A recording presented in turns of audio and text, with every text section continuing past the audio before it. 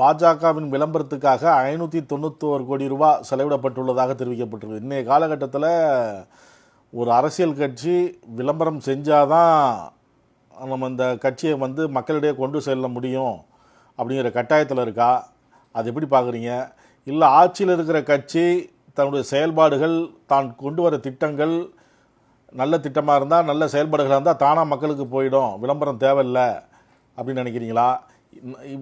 இப்போ நீங்கள் சொன்னீங்க பொருளாதாரத்தில் பின்தங்கிய நிலை ஏற்படக்கூடிய நிலை இருக்குது அப்படிங்கிறப்ப பாஜக 591 கோடி ரூபாய் விளம்பரத்துக்கு செலவிட்டதா எப்படி பார்க்குறீங்க? பாரதிய ஜனதா கட்சியாக உருவாக ஆரம்பித்ததற்கு பின்னால் உள்ள வரலாற்றை விட ஜனசங்கமாக இவர்கள் தோற்றிய போது பிஜேபியுடைய முதல் பிரதம மந்திரியாக வாஜ்பாய் இருந்த வரை பாத்தீங்கன்னா வரவு செலவு கணக்க பாருங்க. பிஜேபிக்கு இவ்வளவு பெரிய வளர்ச்சி என்பது பிஜேபியில இல்லை. ஆனால் ஒரு கட்சி வளர்வதற்கு இந்த நன்கொடை தேவையா என்று கேட்டால் தேவை. அது எல்லா அரசியல் கட்சிகளுக்கும் கொடுக்கப்பட்டிருக்கக்கூடிய உரிமை. அதுல அதிகபட்சமா ஒரு ஆளை மிரட்டி நீங்க வாங்கக்கூடாதுன்னு அதுக்கு ஒரு உச்சபட்ச லிமிட் வச்சிருக்காங்க.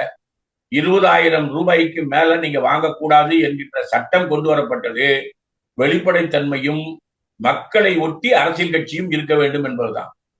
எப்ப லட்சம் கோடி என்று போகுதோ அது மக்களை கையை விட்டு அந்த அரசியல் கட்சி மேல போயிடும். பாரதிய ஜனதா கட்சி முதலாளிகளின் ஆதரவோடு முதலாளிகளை மட்டுமே வளர்க்கக்கூடிய கட்சியாக மாறிய பின்புதான் இந்த அசுர வளர்ச்சி. இது எல்லா அரசியல் கட்சிகளுக்கும் பொருந்தாது. எல்லா தேர்தலிலும் தோல்வியை சந்திக்கின்ற கட்சிகள் கூட இந்த நன்கொடை பத்திரத்தை விரட்டி எல்லாம் வாங்க முடியல. சில மாநில கட்சிகள், ஆளும் கட்சியாக இருக்கக்கூடிய மாநில கட்சிகள் அதுல அக்கறை அவ்வளவா செலுத்தல. அதனாலதான் அவங்க சிங்கிள் டிஜிட்ல இருக்காங்க. ஆனால் இவர்களிடம் இருப்பவர்கள் எல்லாருமே இதை விரட்டி வாங்கக்கூடிய திறமை படைத்தவர்கள். அதனால இது பிஜேபிக்கு மட்டுமே பொருந்தக்கூடியது.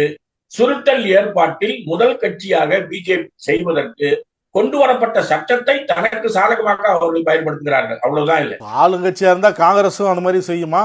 காங்கிரஸ் ஏற்கனவே ஆளும் கட்சியா இருந்த போது பாத்தீங்கன்னா பரவலாக்கப்பட்ட நன்கொடை வந்தது, அனைத்து கட்சிகளுக்கும் வந்தது. ஆனால் சட்டத்திற்குள்ள இப்ப வந்திருக்கக்கூடிய இந்த சட்டத்தின் மூலமா, இந்த பத்திரத்தின் மூலமா வந்திருக்கிறது 17.6% தான். அவங்க நினைச்சிருந்தா 50% கூட வர முடியும். எல்லா மாநிலத்திலும் இருக்கக்கூடிய முதலாளிகள் காங்கிரஸ்ல இருக்காங்க. ஆனா அதுல அவ்வளவான வேகம் காட்டல. இவர்கள் தேர்தலுக்கும் மற்றதற்கும் பயன்படுத்த வேண்டும் என்பதற்காக மட்டுமே பிஜேபி செயல்படுகிறது. மற்ற கட்சிகள் அப்படி செயல்படல.